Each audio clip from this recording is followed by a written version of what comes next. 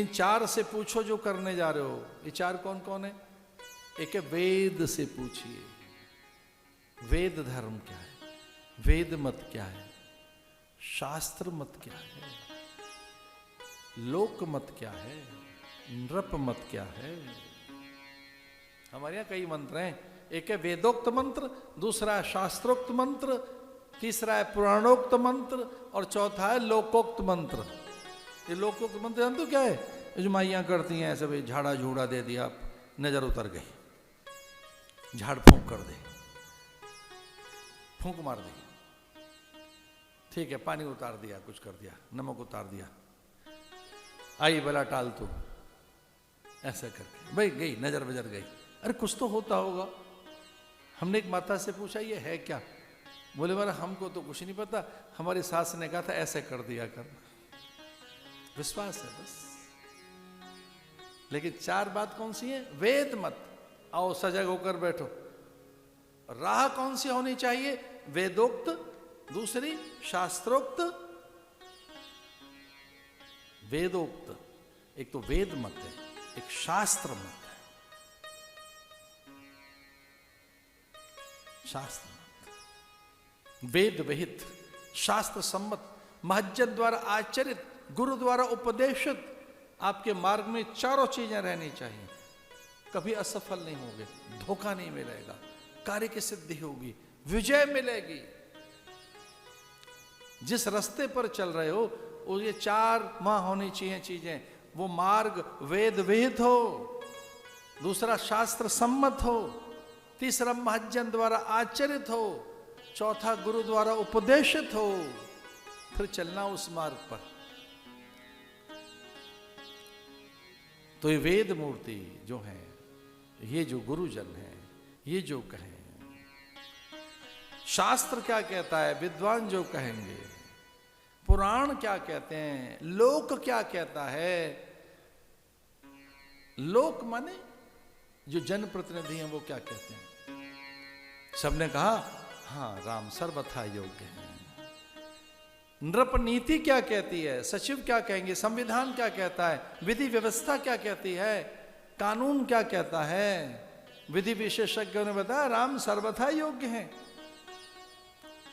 पुराण पुरुष हैं, पुरुषोत्तम हैं, वेद विहित मार्ग पर चलने वाले हैं, सत्यनिष्ठ पराक्रमी पुरुष है। ये चार बातें हैं। ये पांचवी एक और चीज है। पांचवी जानते हो कौन है? एक वोट फैमिली की और ले लो, परिवार से ही पूछ लो। भाई गुरु ने कोई बात कह दी, शास्त्र कुछ कह रहा है, पुराण कुछ कह रहे हैं, अच्छी बात है। आपके परिजन पुरजन, बंधु बांधव, इष्ट मित्र, फ्रेंड्स, रिलेटिव्स, अच्छी बात है। सबका आदर करो, सबसे पूछ लो। पर आपने मान लो घर में ही नहीं पूछा किसी से, आपने अपनी पत्नी से नहीं पूछा, बच्चों से नहीं पूछा, परिवार में किसी को पता ही नहीं है, और आप डिसीजन लिए बैठे ना। डिसीजन नहीं, आपने काम शुरू भी कर दिया है, परिवार को तो पता ही नहीं है कि आप कर क्या रहे हैं।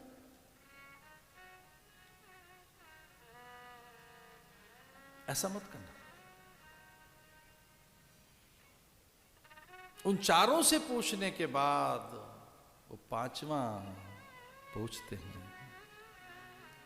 कैकेयी, सुमित्रा, कौशल्या से। मैंने गुरुजी से पूछ लिया है, विद्वान आचार्य मुनिगण, विधि विशेषज्ञ, विधि वेत्ता, जो संविधान जानते हैं, सबने हां कह दी है। कैकेयी सबसे आगे बढ़ी और कैकेयी ने तो एक नया काम कर दिया। वो कह लेकिन पूछना क्या है? तो कैकेयी के पास कोष की कुंजी रहती थी। कुंजी कहते हैं चाबी को। कोष माने जहां सब रत्न, आभूषण, मणियां रहती थी। कैकेयी ने तो एक नया काम कर दिया। बोली पूछना क्या है? कि कोष की कुंजी खोल के और कोषागार में से थाल भर भर कर और रतन लुटाने लगी। पर जैसे मानो अनासक्त अजेय पुरुष, अकाम राम के मन में सीता के प्रति आकर्षण, और उन्हें लगा कि ये तो ध्वनि सुनी हुई है, ये तो वही है जो चिर परिचित स्वर है, चिर परिचित स्पंदन है, चिर परिचित आहट है, चिर परिचित आभास है। पशुओं को, पंछियों को, परिंदों को हो जाता है, चींटियों को हो जाता है। चींटियों को पता लग जाता है बादल कब आएंगे, बरसेंगे कब। विशेषकर पंछियों को, परिंदों को, वृक्षों को, प्रकृति में उन्हें वो अधिक सजग और संवेदनशील हैं। प्राकृतिक घटक, जो प्राकृतिक घटक है, विशेषकर ये पशु, पंछी, वनस्पतियां, कीट, कृमि, उन्हें अधिक प्रकृति के परिवर्तन के संकेत मिलते हैं, प्राकृतिक परिवर्तन के।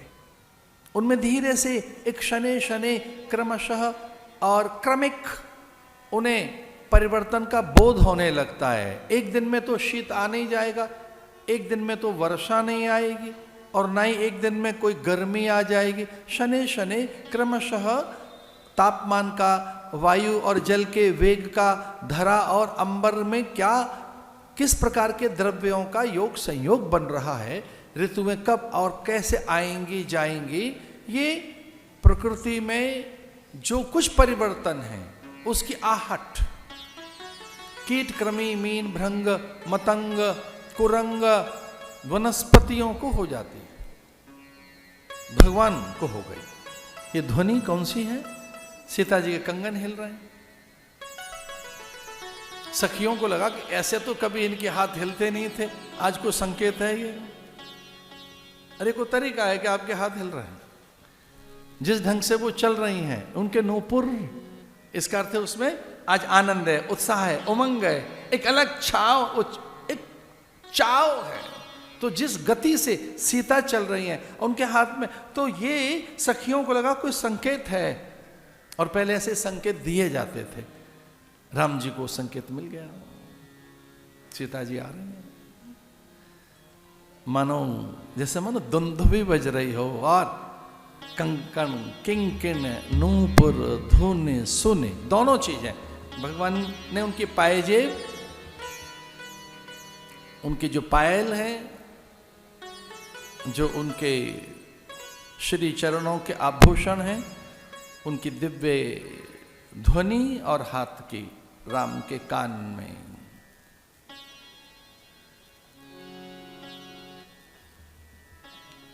राम तो राम है,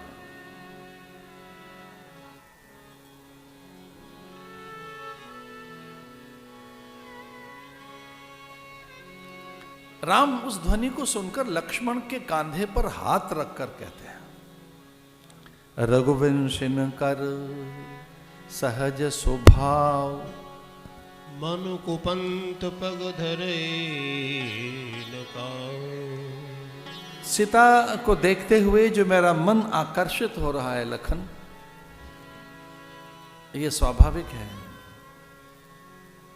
मैं रघुवंशी हूं, हमने सपने में भी पर नारी का चिंतन नहीं किया है, स्वप्न में भी पर नारी मेरे आई नहीं है, नारी को देखकर मेरे मन में कभी आकर्षण नहीं जगा है। देख लखन कौन आ रहा है, लखन माने शेषनाग, लखन माने कौन है? शेषनाग। अरे शेष देख कौन आ रहा है, तो वो कहता है कोई विशेष ही आ रहा होगा महाराज, कोई विशेष है, कौन है? लक्ष्मण जी कहते हैं मां का आगमन हो रहा है, मां आ रहे हैं, जगदम्बा आ रहे हैं, आराध्या मेरी, मैं जिनके चिंतन में रहता हूं, जिनके नित्य पूजन में, जिनके नित्य स्मरण में, जहां से मुझे सर्वस्व की प्राप्ति हुई है, पराम्बा जगदम्बा जानकी जी, मां का आगमन हो रहा है। बस यही जानना चाह रहे थे कि लक्ष्मण को ही पता है ना कि सीता कौन है। सीता कौन है? लक्ष्मी। और वो धुन लक्ष्मण नहीं पहचान ले के तो बहुत चिरपरिचित आहट है।